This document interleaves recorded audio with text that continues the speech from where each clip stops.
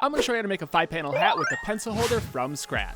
The first thing we're going to do is assemble the brim, so cut out your brim, trace it on your fabric, and then stitch the sew path on the inside of the curved edge. Trim the excess fabric, flip the right sides out, press it down, slide the brim in between the 2 layers as tight as possible, add a stitch around the back curve and the top stitching. Trim the remaining fabric 1 inch away from the inside edge. Moving on to the front panel, place the front panel on interfacing, press it down, trim around the outside edge, and then from here we're going to add embroidery if you want. Grab both of the top panels, place the right sides together, stitch the top edge at a 1/4 inch seam allowance, and add bias tape.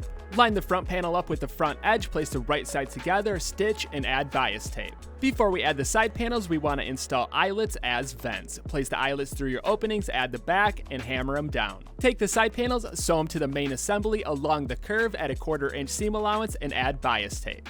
After finishing, line up a side strip with the bottom edge and stitch it down. Mark the center on the brim and the crown, line up the centers, and sew the brim to the crown. Cut a piece of cord and sew it to both sides of the brim. Line up the pencil holder with the bottom edge, roll the top edge over, stitch the top edge and the bottom edge. From here, add a sweatband to the bottom edge and try to get it as close to the brim as possible. Roll the sweatbands inward and upward, place a closure in between the layers, and stitch both sides. Add a buckle to the opposite side, securing it down with an eyelet, and your 5-panel cap is complete.